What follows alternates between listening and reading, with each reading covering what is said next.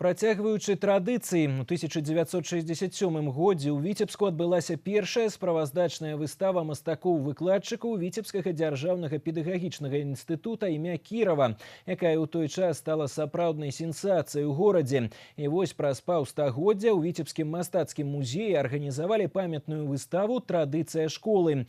Аснову экспазіцыі першай залы склалі творы удзельнікаў вернісажу 67-го года – Антимонова, Орлова, Ральцевича, Клікушына, Гуміна, Хіцько і іншых выкладчыкаў таго часу. У другой зале прадстаўлены работы ўжо сённяшняга пакалення педагогаў мастацка-графічнага факультэта.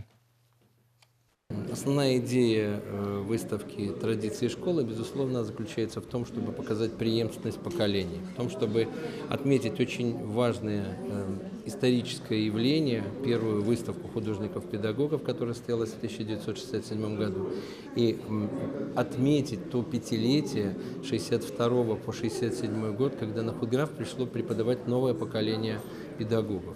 Выдающихся мастера, просто начиная от Леонида Антимонова, Феликса Гумина, Олега Орлова, Евгения Красовского. Это были те люди, кто повел за собой молодежь, кто показал новые примеры и образцы творчества. Это было, по сути дела, такое становление каких-то традиций реалистического искусства.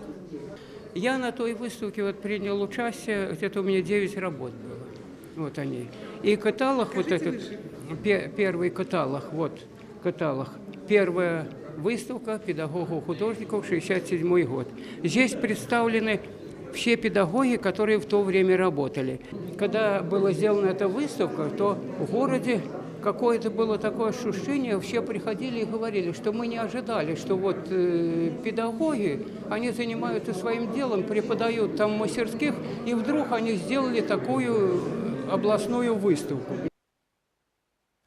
Тут жа ў Віцебскім мастацкім музеі зараз можна пазнаёміцца з работамі яшчэ аднаго таленавітага выкладчыка і мастака Нелі Сарокінай. Яна належыць той самай вялікай кагорце выпускнікоў мастацка-графічнага факультэта 60-х гадоў, якія, нягледзячы на моцную улюбёнасць у мастацтва і творчасць, большую частку свайго жыцця аддалі педагагічнай дзейнасці. Выстава «Любая сэрцу прасторы» прымеркавана да юбілею аўтара.